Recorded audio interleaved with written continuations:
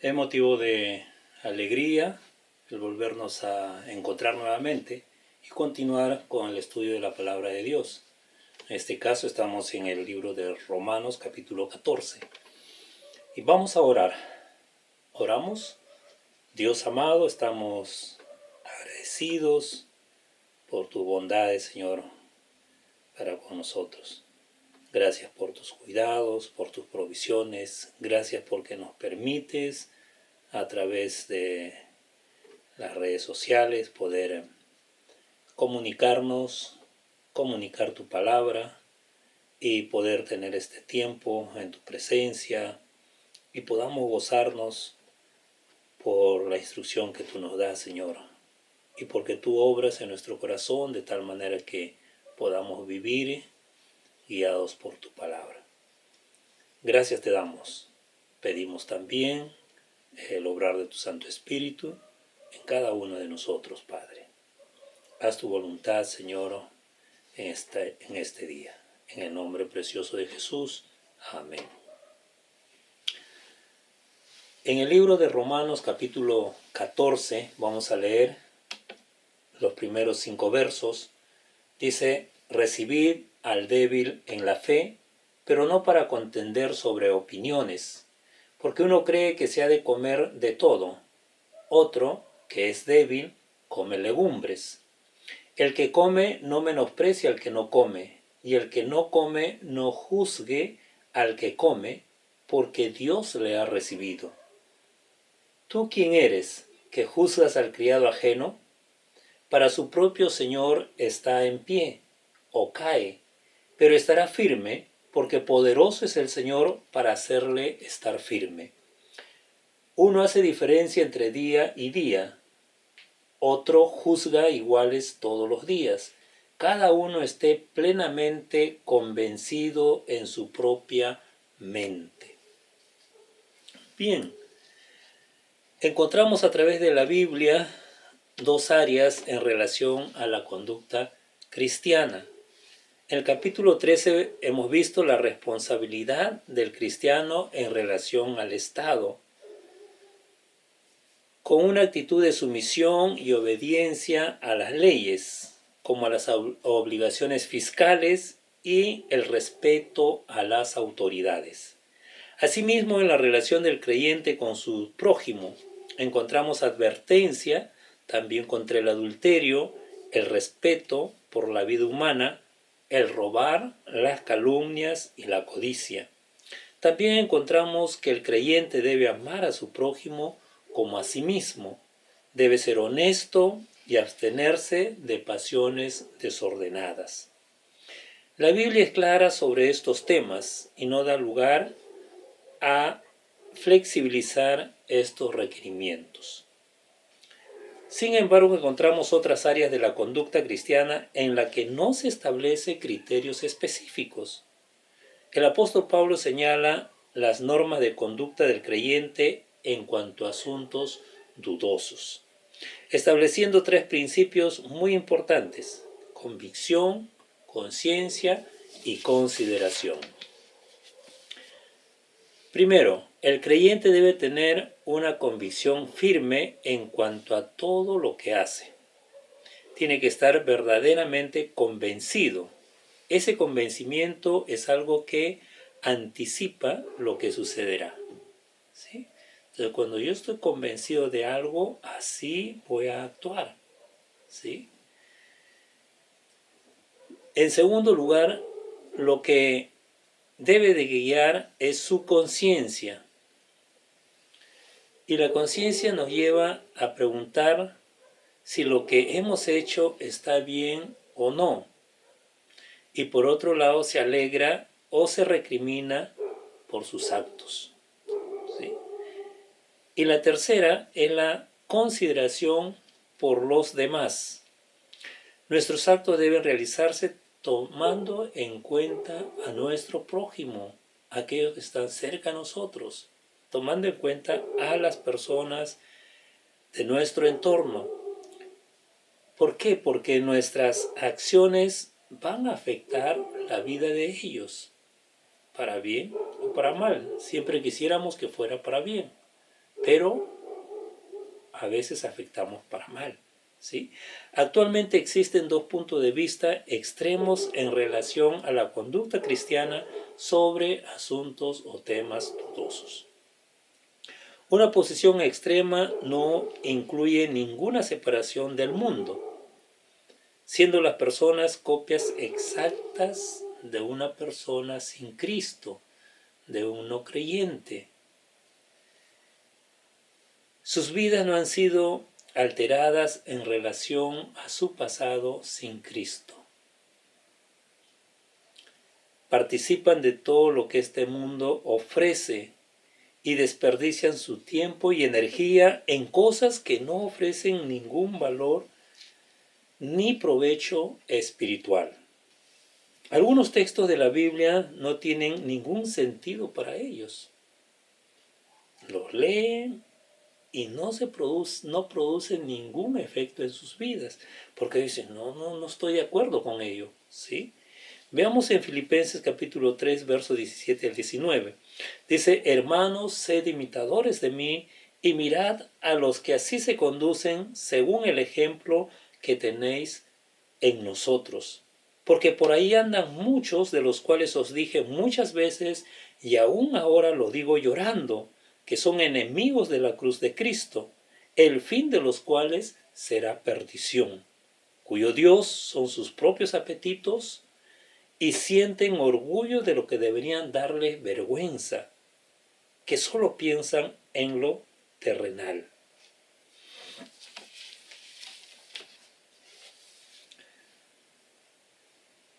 Hay otros creyentes que no participan de las opciones que el sistema del mundo les ofrece.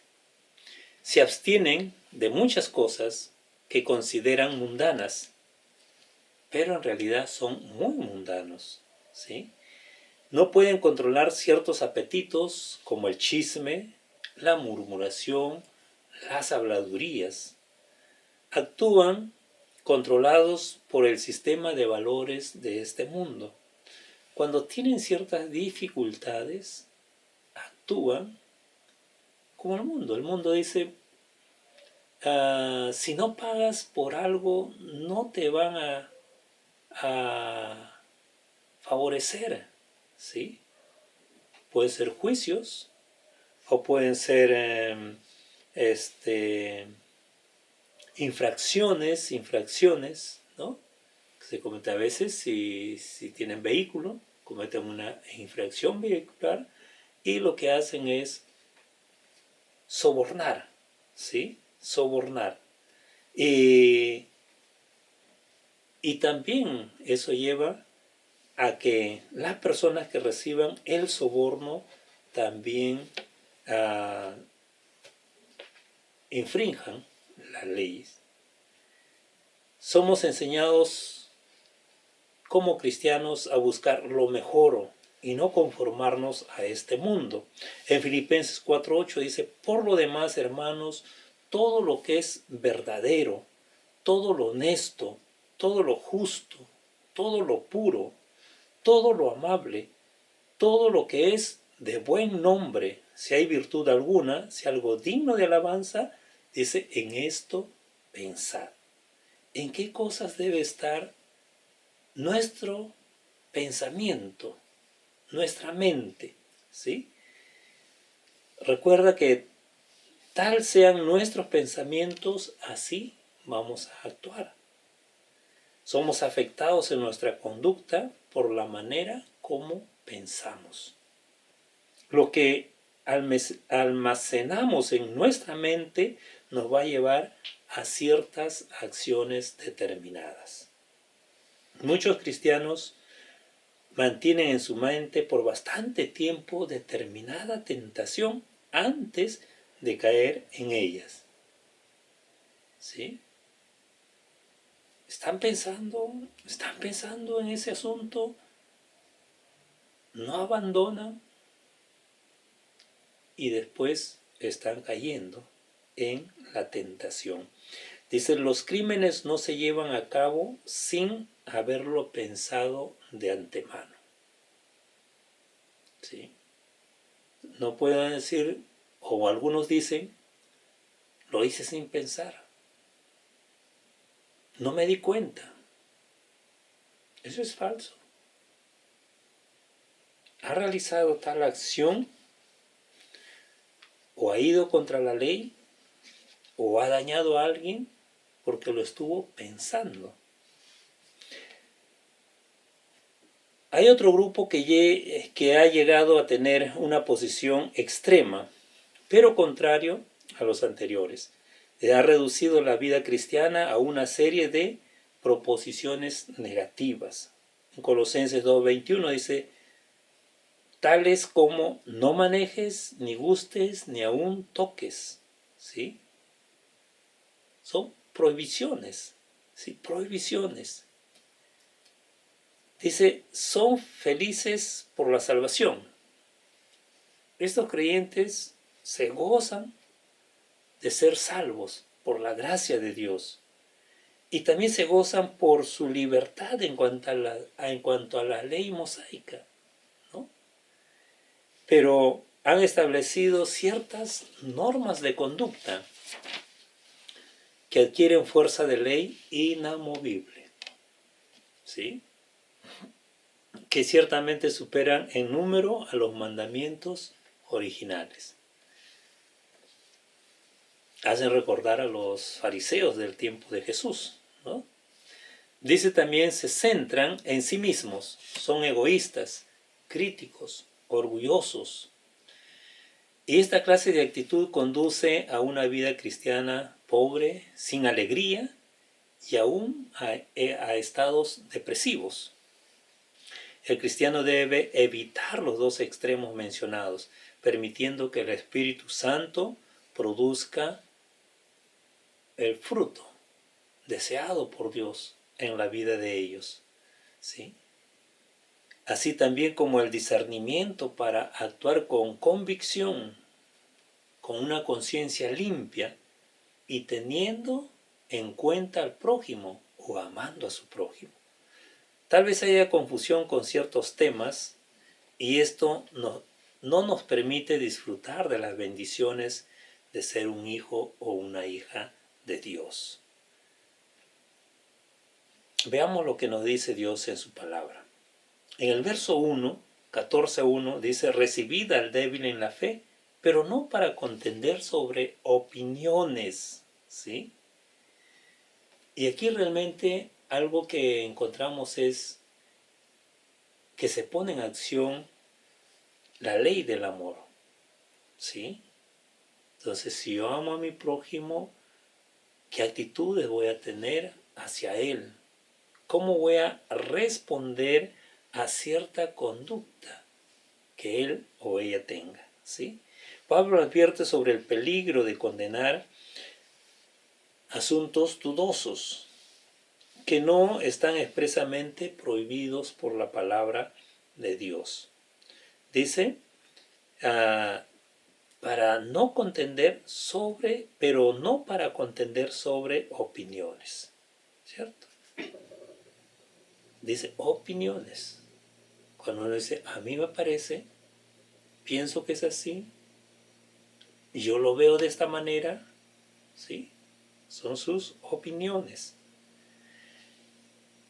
¿Quién es el débil en la fe? Primero, podemos decir, no se refiere a alguien que sea débil en el sentido de que tiene dudas de las grandes verdades del Evangelio o de los hechos importantes de la fe. Se trata de alguien que vacila o duda en cuestiones de conducta, ¿sí? Es alguien que no sabe qué debiera hacer o cómo actuar en ciertas situaciones. Ahora dice, el débil en la fe debe ser recibido en la comunión de los creyentes. Debe ser recibido, debe ser aceptado, debe de admitírsele, debe de ser aceptado como un hermano en Cristo que es, con toda amabilidad, por la causa de Cristo, ¿sí? Podemos no estar de acuerdo con él o con ella, Y eso va a suceder muchas veces, ¿sí? Pero si realmente es un creyente en el Señor Jesucristo, tenemos que recibirlo, tenemos que aceptarlo, tal cual es.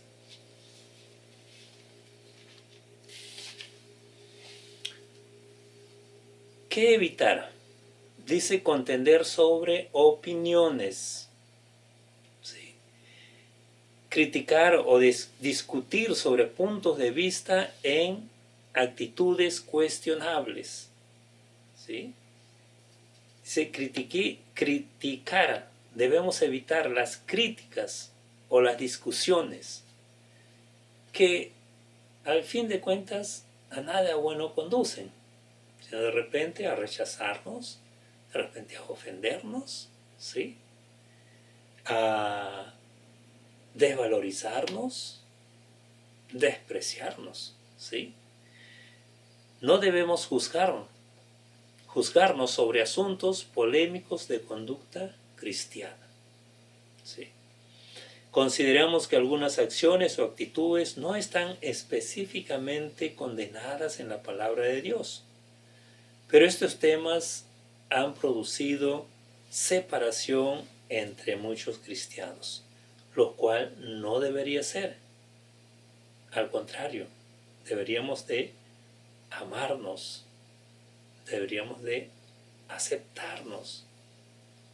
El Espíritu de Dios va a seguir trabajando en nuestra vida, va a seguir enseñándonos, ¿sí? En el verso 2 dice, uno cree que se ha de comer de todo, otro que es débil solo come legumbres. El motivo no es hacernos sentir mal, ¿sí? Pero aquí dice, el hermano que es fuerte en la fe come de todas las cosas.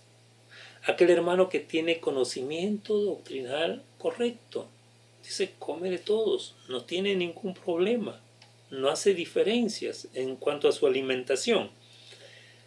Él cree que Dios lo ha dado para alimentarse, no tiene problema.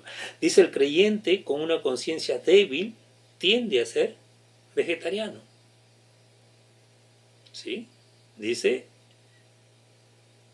otro que es débil solo come legumbres. El hermano fuerte se da cuenta que el Señor creó todos los alimentos limpios y por lo tanto son aptos para alimentarse, ¿no?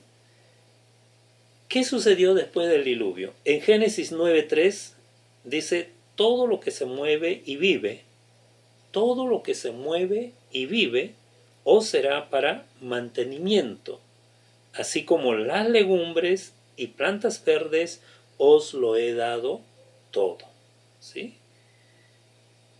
Y en el verso 4 dice, pero carne con su vida, que es su sangre, no comeréis. Entonces la prohibición fue no comer la carne con su sangre, o sea que el animal tenía que ser cortado o degollado y que toda su sangre sea vertida, ¿no? Pero aquí Dios, después del diluvio, está permitiendo o está concediendo que también la carne era para la alimentación de la humanidad. Entonces, después del diluvio, Dios proveyó toda clase de carne para la alimentación del hombre. Más adelante Dios ciertamente hizo una distinción entre animales puros y animales impuros para la nación de Israel, ¿sí? Y en razón de que era el pueblo de Dios que tenía que preservarse. Y ciertamente hay animales que sus carnes contienen más toxinas, ¿sí? Entonces ellos deberían de hacer esa diferencia, ¿sí? Y las escrituras lo señalan. En 1 Corintios 8:8 dice, si bien la vianda no nos hace más aceptos ante Dios, pues ni porque comamos seremos más, ni porque no comamos seremos menos.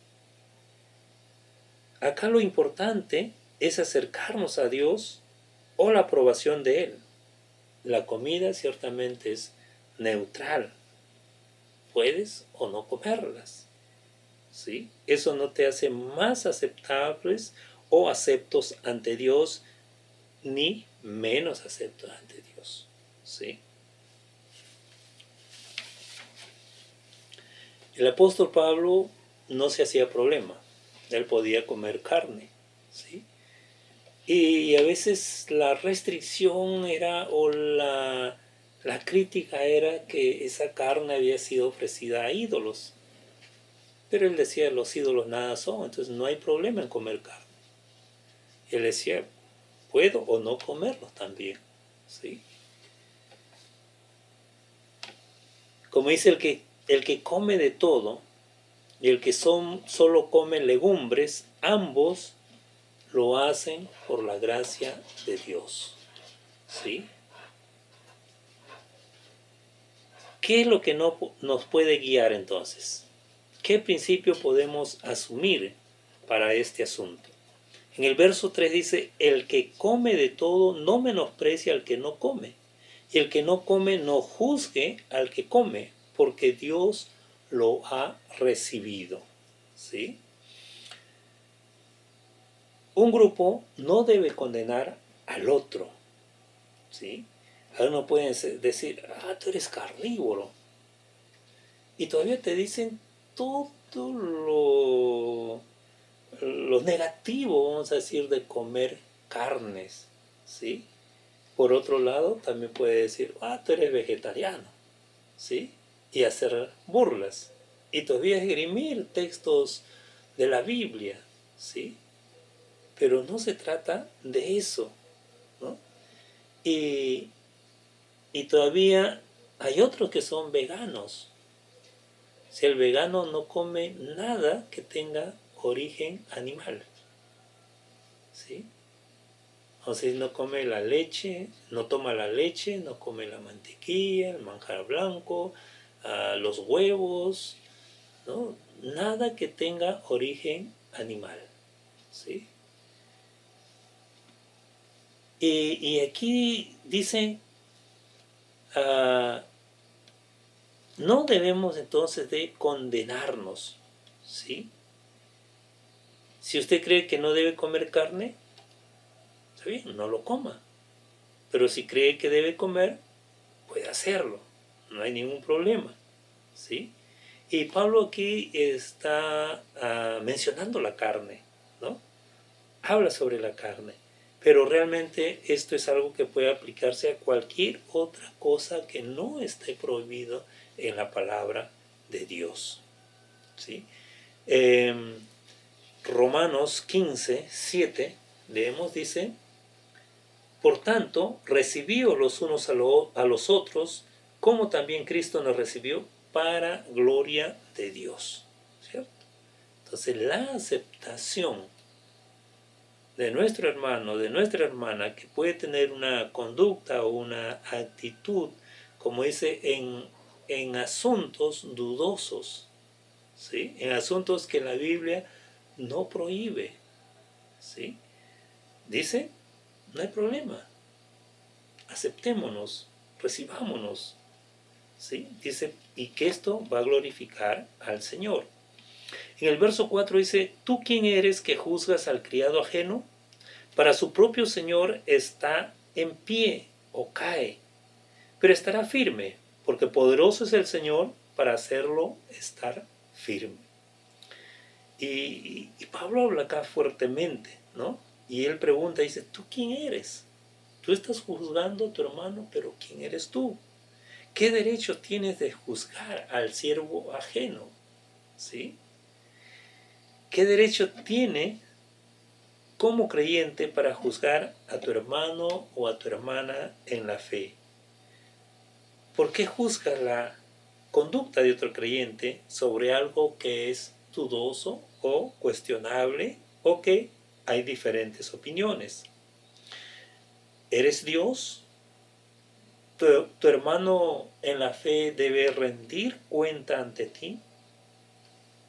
Todo creyente, sea fuerte o sea débil, no es responsable ante otro creyente, sino que es responsable ante su Señor. ante nuestro Dios. Él o ella deben presentarse ante su propio amo y Señor. Entonces, el que juzga debe darse cuenta que él es un consiervo, un colaborador, un creyente compañero, ¿sí? Ciertamente, como dice Dios, el deseo de Dios es que sus hijos permanezcan firmes, ¿sí? Que sean establecidos en la fe, ¿no? Y dice que Él es poderoso para hacerlo estar firme. Pero ¿sabes qué? Dios también quiere usarte a ti, quiere usarme a mí, para que su hijo o su hija, permanezcan firmes, ¿sí? El Señor quiere que sus siervos permanezcan firmes, que no caigan, que no se deslicen, que no abandonen, ¿sí? Y Él los va a sostener. Y debería ser también esa nuestra actitud, sostener al hermano, como dice acá, débil, ¿sí? No debemos de, como dice, empujarlos. ¿Y cómo se hace eso? Cuando nosotros los juzgamos, los criticamos, los menospreciamos. Al contrario, dice, debemos ayudarles a levantarse y que ellos tengan un lugar más elevado en el pueblo de Dios. En 1 Corintios 14, 26 leemos. 1 Corintios 14, 26 dice: ¿qué hay, pues, hermanos? Cuando os reunís, cada uno de vosotros tiene salmo, tiene doctrina, tiene lengua, tiene revelación, tiene interpretación. Hágase todo para edificación. Dice, debemos de hacer las cosas de tal manera que edifiquemos a nuestros hermanos en la fe.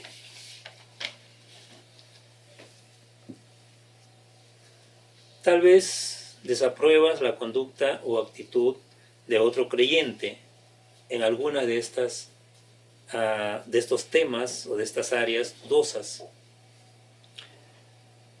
Pero escucha bien, ese creyente no tiene que rendirte cuenta a ti. Él es responsable de su vida ante Dios. Su responsabilidad ante su Señor Jesucristo, su amo, su Señor, y no ante ti. ¿Sí?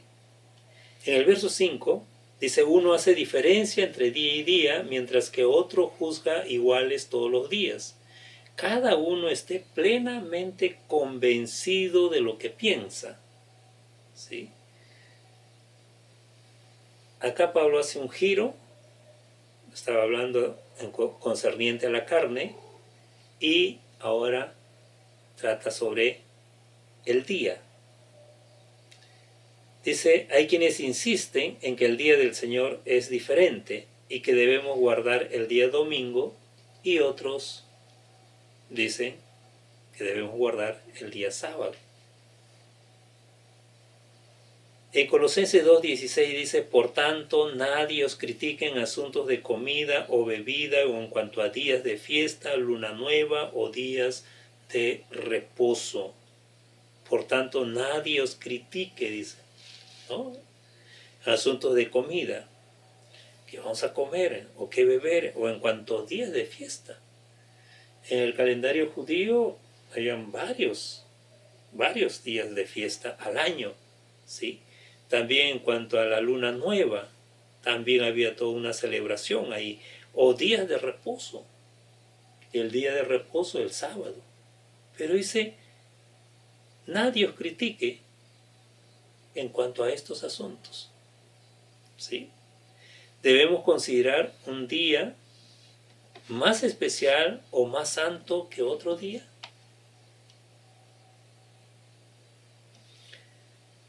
En el asunto de los alimentos, Pablo identificó al creyente débil. O sea, hay uno que es débil. Aquí no hace tal distinción, ¿sí? Podemos preguntarnos en cuanto a los días, ¿quién tiene la razón? ¿sí? ¿Cuál creyente es el creyente fuerte que tiene el entendimiento doctrinal correcto en relación a los días? Pablo también advierte en Gálatas 4, 10 y 11, dice, guardáis los días, los meses, los tiempos y los años. Me temo de vosotros que haya trabajado en vano con vosotros. Había un temor de Pablo de que haya, como dice, hecho una labor vana, infructuosa, ¿sí?, con los creyentes de Gálatas, porque ellos están guardando, como dice, los días, los meses, los tiempos, los años. Están haciendo énfasis en estas cosas, ¿sí? Y ciertamente criticando o menospreciando o poniendo de lado a otros que no piensan como ellos. Por otro lado, es cierto que la costumbre de los creyentes ha sido adorar en el día del Señor, primer día de la semana. ¿Cuál es el primer día de la semana? El domingo, ¿sí? El día en que el Señor Jesucristo resucitó de entre los muertos. Leemos ahí Hebreos 10, 25. Dice, no dejando de congregarnos como algunos tienen por costumbres, sino exhortándonos, y tanto más cuando veis que aquel día se acerca. ¿Sí? Y entonces se congregaban, y dice, se congregaban en el día del Señor, el primer día de la semana. ¿Sí? Y Pablo está advirtiendo a quienes pudieran dejar de congregarse con otros creyentes. ¿Sí? Pero algo que no encontramos en el Nuevo Testamento es el mandamiento de guardar el día del Señor o de guardar el primer día de la semana. Como creyentes en Cristo, cada día es santo y debemos de servir al Señor. Debemos de adorarle. Y nuestro andar debe ser digno de nuestro llamamiento. El Señor nos llamó a una vida nueva, ¿sí?, a una vida santa, a una vida donde el Espíritu de Dios produzca ese fruto y reflejemos a Jesucristo.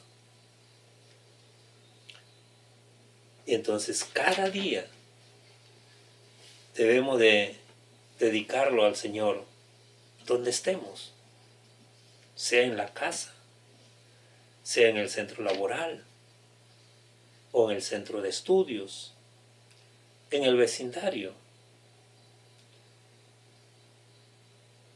Y no solo los domingos.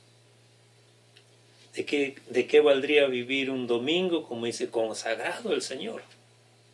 Un día consagrado al Señor. Y el resto de la semana, como cualquier pecador no arrepentido.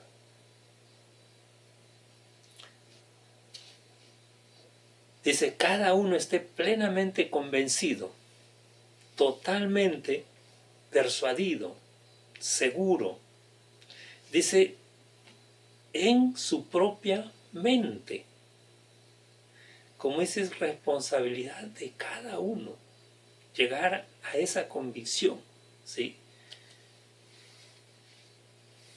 En este tiempo que viene ocurriendo también, ¿no?, se minimiza la importancia doctrinal. Y se dice, no importa lo que los cristianos creen, especialmente en asuntos donde hay diferentes opiniones. Lo importante es que nos amemos unos a otros.